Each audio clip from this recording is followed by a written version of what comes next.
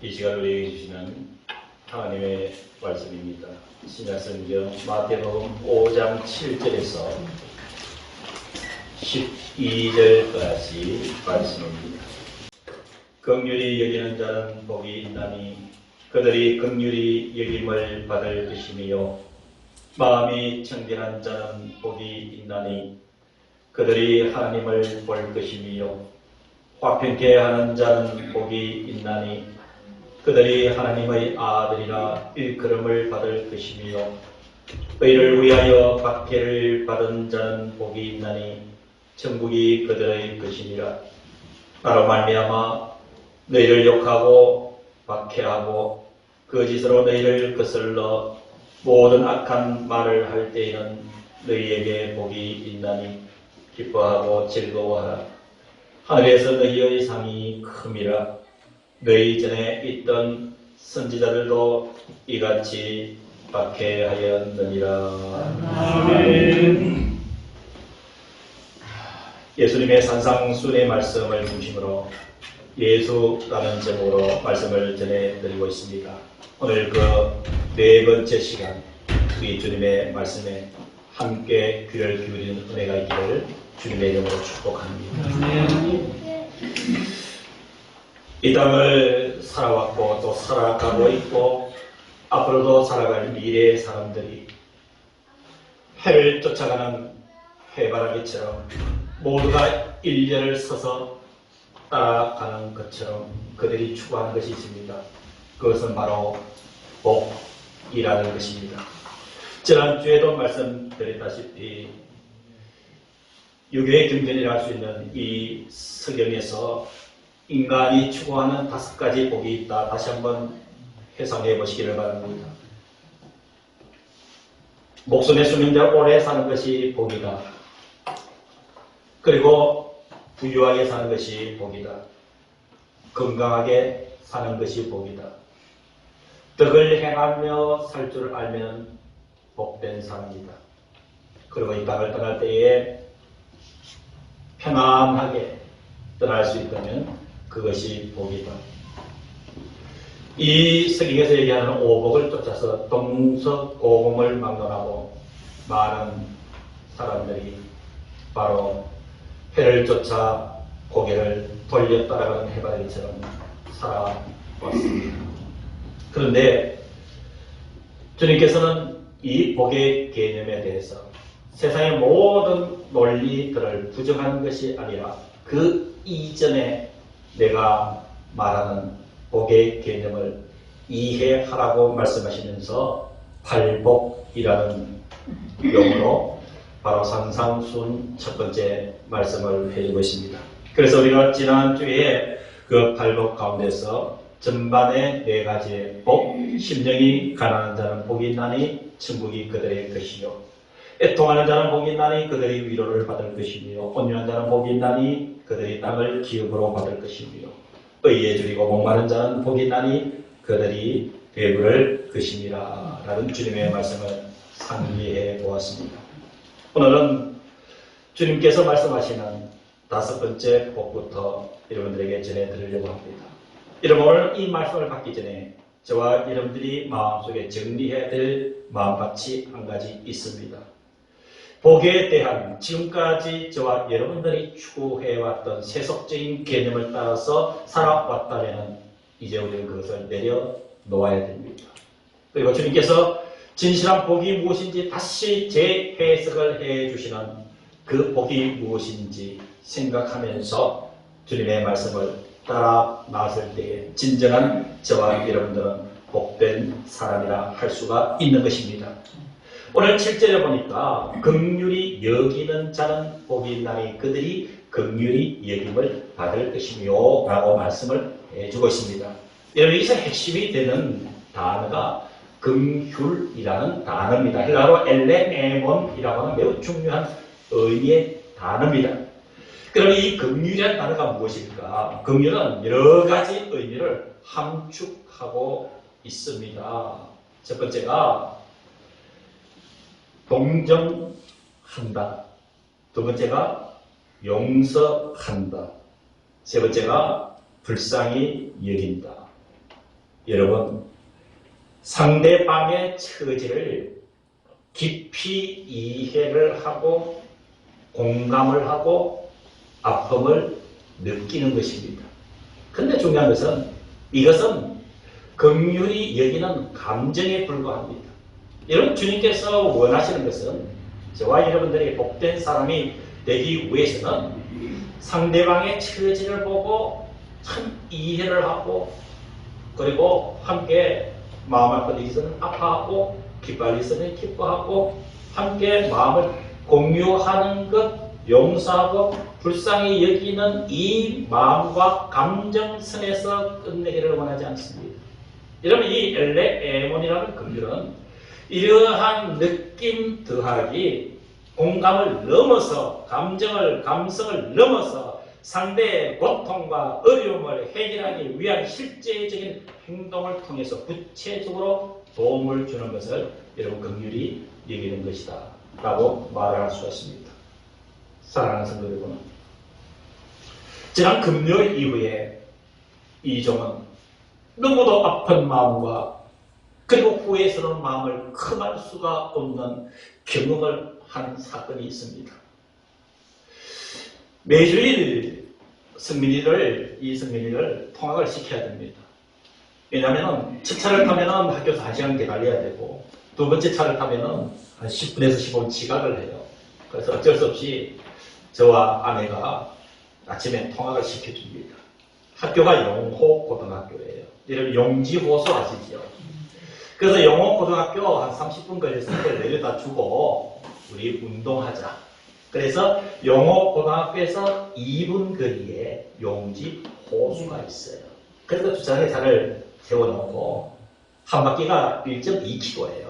1.2km인데 그 1.2km를 한 두 바퀴나 세 바퀴 돌면 30분에서 40분 걸려서 우리가 매주 아침에 8시에 그렇게 운동을 해요. 지난 금요일이었어요. 여러분 잘 아시다시피 이 종은 연약한 게 많아요. 부족한 게 많아요. 그래서 늘 하나님의 말씀을 머리와 가슴 속에서 되뇌이지 않으면 설교를 할 수 없는 부족한 사람이에요. 많은 지식도 없습니다. 배움도 적습니다. 그래서 그저 주신 말씀 붙잡고 자나깨나 이 말씀을 묵상을 하면서 그날 그 금요일날 아침에도 오늘 전해야 될 말씀이기 때문에 긍휼히 여기는 자는 복이 있나니 그들이 긍휼히 여김을 받을 것입니다. 이것을 묵상을 하면서 용지공원을 이렇게 운동을 하고 있는데 바로 제 앞에서 제 나이 정도 될 만한 남자가 비틀비틀 하면서 세상을 향해서 호함을 치르는 거예요. 세상을 향해서 막 호함을 치르는 거예요. 비틀비틀 하는 거예요. 뭔가 세상에 지금 말을 하고 싶은 게 있는가 봐요. 사람들을 향해서 나 좀 봐달라고 호함을 치는데 아무도 그 사람을 봐주지를 않아요. 그의 목소리에서는 비틀거리면서 내 평생 사람 일티를 돌아보니 걸음마다 작은마다 죄법이라 골고다 언덕길을 이런 찬양하면서 비틀비틀하면서 손을 흔들면서 지나갑니다. 그 모습을 보면서 제가 뒤를 따라갔어요. 뒤를 따라가면서 제 마음속에는 긍휼히 여기는 마음이 생겼어요. 참 마음이 찡하다. 참 마음이 공감이 간다. 저 사람이 왜 저렇게 아침에 8시에 저렇게 비틀비틀하면서 찬양을 부르면서 찬양을 부르는 그는 왜 저렇게 비틀비틀하면서 걸어가야만 됐을까? 문제는 거기서 시작됐습니다. 저는 그분을 그냥 지나쳐버리고 말았습니다. 긍휼히 여기는 마음은 있었지만 그냥 지나쳐버리고 말았습니다. 용지공원을 도는데 제 뒤에서 계속 호함을 치네. 그냥 돌아서 왔어요.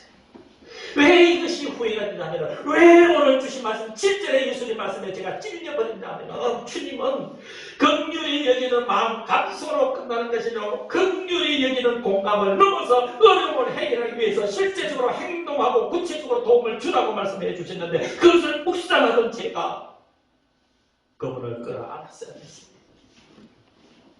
비틀거리는 인생의 한가는 제 나이 또래 그 남자분을 끌어안고 눈을 맞춰 주었어야 됩니다. 당신이 아플 뭐냐? 괜찮아요. 힘내세요.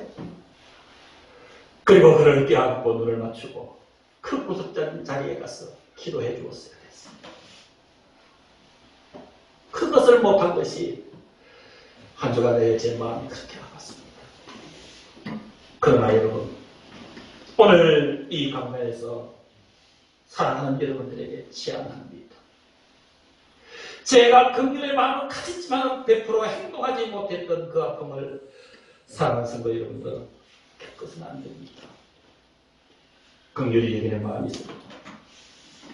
그 긍휼한 마음을 가지고 내가 행동으로 뭔가 도움을 줄 수 있는 적극적인 나의 행동, 주님께서 요구하십니다. 그게 복되다라고 얘기합니다. 그러면 그들이 긍휼히 여김을 받을 것이다. 여러분, 이 구조는 7절의 구조는 이렇습니다. 내가 긍휼히 여겨서 긍휼을 다른 사람에게 베풀잖아요. 베푸는데 이런 7절 성경을 보십시오.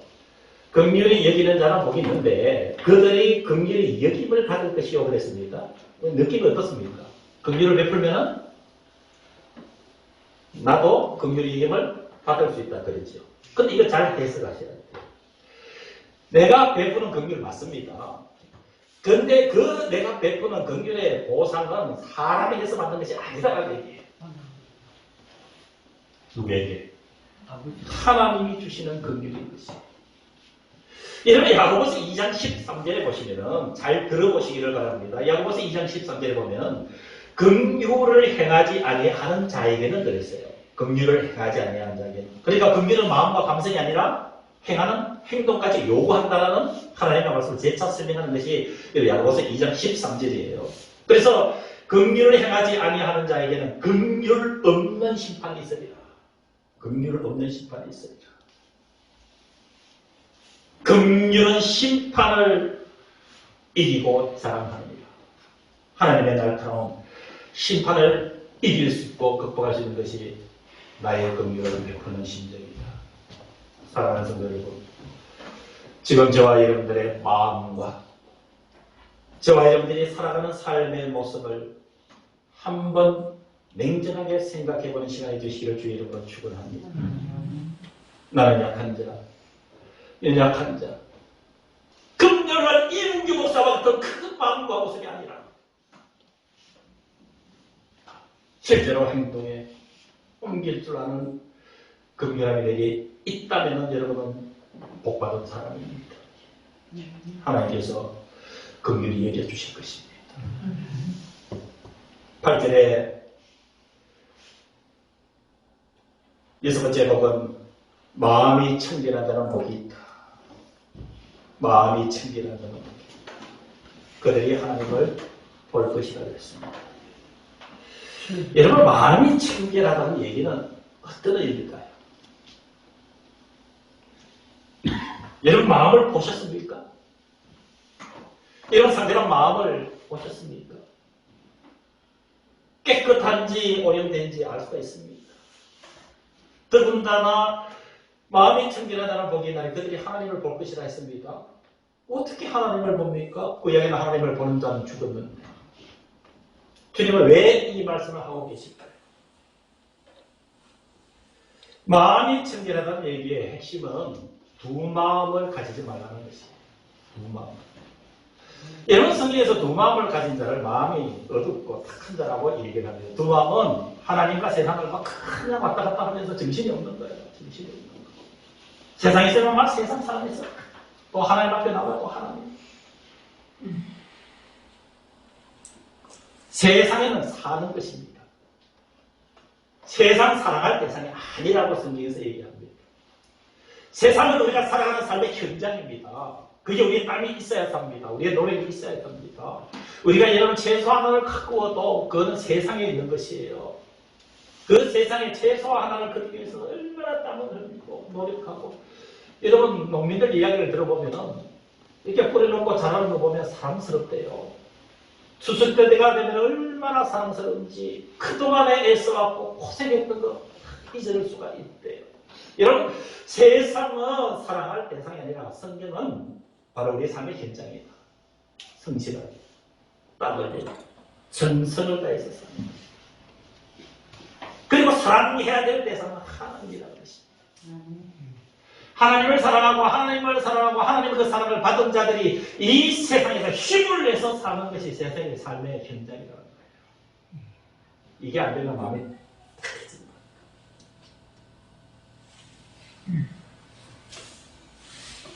죄로 인해서 이런 심령이 탁해집니다. 죄가 얼마나 우리 마음에 흥분을 일으키는지.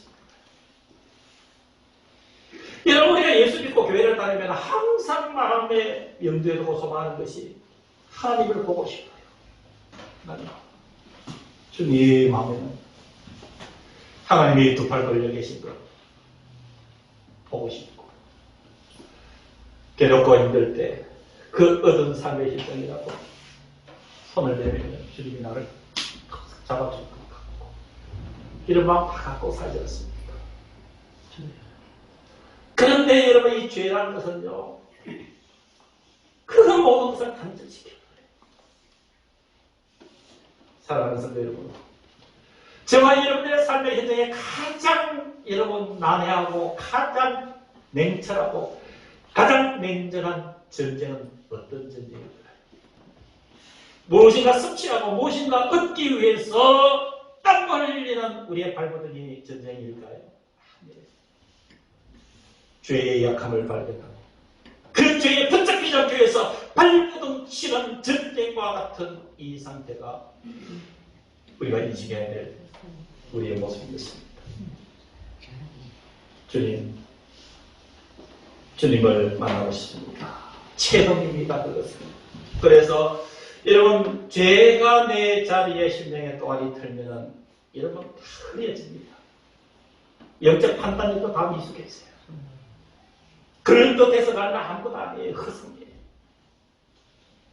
아무것도 아닌 것 같아서 믿음으로 달려가는 그게 십자가가 있어요. 이런 착각을 일으키는 것이 여러분 바로 죄와 하나님의 의에 주는 효력인 것입니다. 사랑하는 성도 여러분, 우리는 이 시대에 기도하지 않을 수 없는 제목입니다. 하나님 내 심령을 깨끗하게 하여 주옵소서. 나를 깨끗하게 하여 주옵소서. 그러면 하나님을 볼 것이라. 하나님을 본다는 것이 눈으로 보고 하나님 저기 계신다, 여기 계신다. 여러분, 주님이 뭐라고 했습니까? 내가 여기 있다 해도 저기 있다 해도 믿지 말라고 하셨어요. 육안으로 보는 예수 하나님을 얘기하는 것이 아니에요. 내 마음속에 임재하여 계시는 것. 그분을 체험하는 것, 그것이 하나님을 보는 것인 줄 믿습니다. 여러분, 이러한 그 마음의 청결함이 부족하지만 추구하고 그게 내 속에 있다라고 생각하면 큰 복을 받은 여러분들인 것입니다.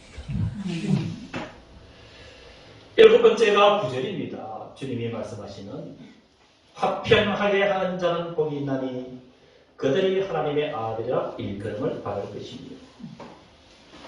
화평하다, 이 단어는요, 두 가지 단어의 합성을 해요.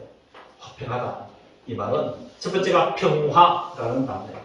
이 화평이라는 단어가 두 가지 단어의 합성인데 하나는 평화예요. 두 번째는 만들다라는 동사예요. 만들다. 그럼 합치면 뭐가 되는 거예요? 평화를 만들다라는 거예요. 여러분, 이 말씀 잘 이해하셔야 됩니다. 주님이 화평하게 하는 자는 복이 있다. 그 화평하다는 의미는 어떤 화평한 무리에 내가 속해 있는 것, 그걸 얘기하는 건 아니에요. 여러분에게 질문하겠습니다. 교회 공동체는 화평한 공동체입니까? 시기와 질투와 깨짐이 있는 현장입니까? 이건 전자예요, 후자예요? 평화롭고 화평한 공동체예요. 그런데 주님의 말씀의 핵심은 뭐냐면은 내가 화평한 공동체에 소속되어 있다라고 해서 내가 화평하다는 얘기가 아니에요. 그것이 아니에요. 여러분, 이런 공동체 속에 소속되어 있다고 그게 화평한 자가 되겠습니까? 아니랍니다. 소속되어 있으면서 우리 하나하나가 평화를 만들어가는 사람이 되라는 겁니다. 이 공동체에서 화평이 뭔지 알고 화평한 공동체의 이름이라를 알면은 어떤 자리에도 평화가 없는 자리가 있습니다. 평화가 깨어진 자리가 있습니다. 고통을 느끼는 자리가 있습니다. 미움과 시기가 있는 자리가 있습니다. 그때 여러분들이 가면은 그 자리가 평화로워져야 되는 그것이 바로 화평케 하는 자. 화평케 하는 자, 능동적인 단어입니다. 이 세상에서 평화를 만들기 위해서 애쓰는 사람들이 되시기를 주의 이름으로 축원합니다. 적어도 여러분 이 우크라이나 사태와 러시아 사태의 그 시련과 고통을 생각하면서 눈물로 한번 기도할 수 있는 우리가 되어야 됩니다. 그게 화평한 자예요. 타 민족의 그 뒷끓는 아픔을 공감하면서 기도할 때 하나님 그 기도 터져주실 줄 믿고 하나님 러시아가 전쟁을 종식시키게 해주시고 오늘도 피해를 나가는 러시아의 그 군인들을 비롯해서 우크라이나의 그 국민들의 그 피 아픈 피눈물 하나님 이제는 중단시켜 주옵소서. 그 기도 들으실까요? 들으실까요? 그 기도 우리 비록 작은 자들이지만 하나님 그 기도 들으십니다. 그래서 거기에 평화가 이루어지면은 저와 여러분들은 바로 화평케 하는 자가 되는 것이죠. 일하는 자는 복이 있다. 여러분 이런 마음이 여러분 속에 있음을 확인합니까? 그러면 감사하십시오. 여러분들은 복받은 사람들입니다. 그런 기도를 할 수 있다면 여러분들 이미 복받은 사람들입니다. 여러분들 통해서 하나님 놀라운 열매를 거두시는 영광 있을 줄로 믿습니다. 그들에게 주시는 것은 너는 내 아들이라. 하나님의 아들이라 일컬음을 받을 것이라. 여러분 하나님의 아들 여러분들 자녀 사랑스러워요? 안 사랑스러워요? 제가 가장 젊은 권사님에게 대고 물어보겠어요. 김진영 권사님 대답이 작습니다. 김진영 권사님 옆에 누가 있어요? 크게요? 선미 있어요. 지금 바라보는 눈빛이 권사님 선미 사랑하는 모습으로 봐요? 아니면 이거 이렇게 봐요? 목사님 더 물을 필요 없죠? 사랑해요. 내 생명을 줄 수 있는 게 자녀예요. 내 생명. 그런데 저와 여러분들이 하나님의 아들을 일컬음을 받는다면 여러분 저와 여러분은 복을 받았습니까? 못 받았습니까? 그래서 여러분 하나님의 아들이라 일컬음을 받는다는 것은 지위와 영광을 얻은 것이에요. 얼마나 복받은 것입니까? 사랑하는 성도들 다시 한 번 더 여러분들의 심령을 향해서 주의 이름으로 묻습니다. 여러분 화평을 사랑합니까? 여러분 어디를 가더라도 평화를 만드는 사람입니까? 그것이 인식되어 있다면 여러분 하나님의 아들로서 엄청난 복을 받은 거예요. 감사드립니다. 마지막 10번째는 여러분 볼펜을 가지시면 이 6글자에 좀 체크를 해주십시오. 10번째 복은 전체 복을 정리하는 마무리예요.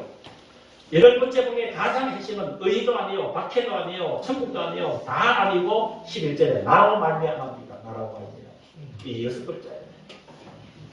11절에 나로 말미암아. 여러분 이 복을 이해하기 위해서 8번째 복을 이해하기 위해서 여러분 가슴에 깊이 담아야 될 단어가 11절에 나로 말미암아입니다.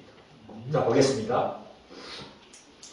의를 위하여 10절 보십시오. 의를 위하여 박해를 받은 자는 복이 있나니 천국이 그들의 것이라. 자 구체적으로 얘기를 합니다. 11절입니다. 나로 말미암아. 여기에 나는 여러분들을 얘기할까요? 예수님을 얘기할까요? 예수님을 얘기하는 거예요.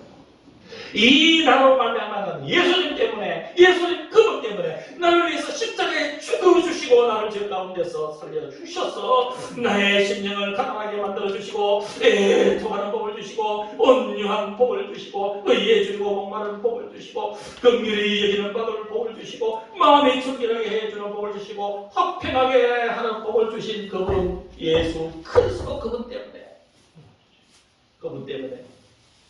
예수님 것 때문에 예수 때문에 너희를 욕하고 예수님 때문에 내가 욕먹는 거 예수님 때문에 내가 박해받는 거 거짓으로 너희를 거슬러 모든 악한 말을 할 때에는 너희에게 복이 있나니. 사랑하는 성도 여러분,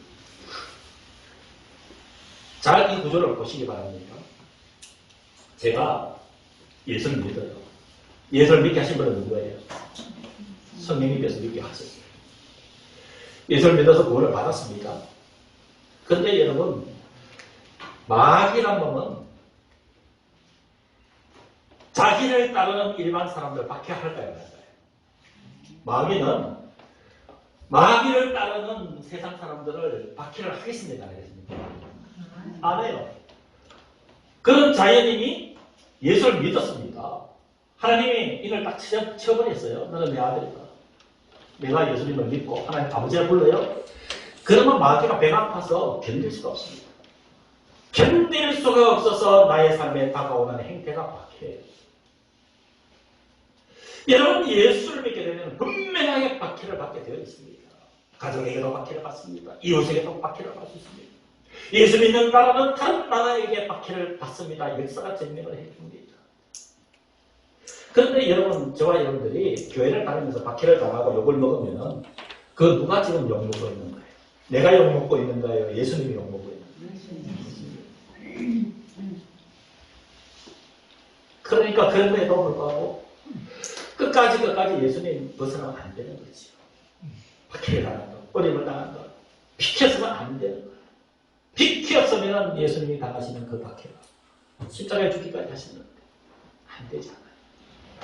그래서 그것을 견디며 우리는 주님을 생각하면 되는 거예요. 주님, 제가 주님 때문에 이 박해를 힘들겠습니다. 설마 내가 박해받는 것, 주님 십자가에 고난받는 것과 비교할 수 있겠습니까? 내가 이 박해를 위해서 예수 믿는 것 때문에 욕먹고 박해당하고 악한 말을 듣는 그것이 아무리 고통스럽고 힘들고 아무리 견디기 힘들어도 주님이 내 이름을 부르면서 십자가에 못 박혀 계시면서 이루었다 하시는 주님의 그 마음, 그 모습에 비교하시겠다. 이 생각으로 살 수 있기를 주님의 이름으로 축복합니다. 그래서 그 복을 가지고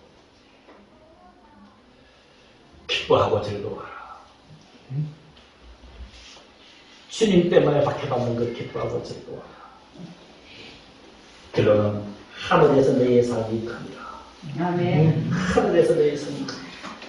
우리 먼저간 신앙의 선지자들도 그 길을 기뻐왔다라고 여러분 12절 그 부분에 말씀을 해주고 있습니다.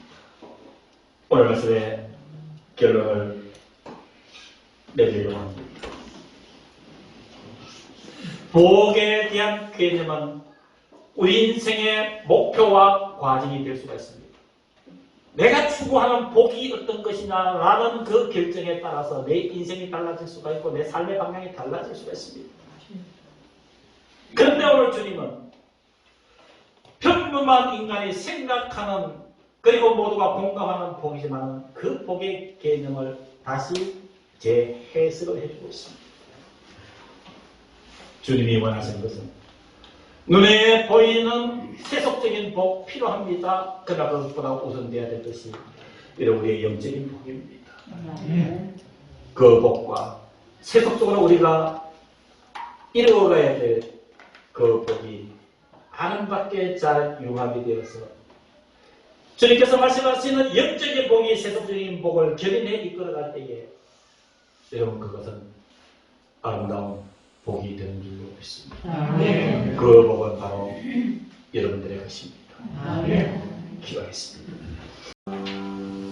이제는 우리 주 예수 그리스도의 은혜와 하나님 아버지의 무한하신 그 사랑하심과 우리 약할 때 더 귀하게 여겨 주셔서 숭배밀어 주시는 성령 하나님의 도우심이 42번째 주일 예배를 드린 사랑하는 모든 성도들과 우리와 함께 하지 못한 사랑하는 성도들, 이들의 심령과 이들의 영혼과 이들의 가정과 주님의 몸된 이 교회 위에 이제부터 영원까지 함께 하시기를 간절히 축원하옵나이다. 아멘.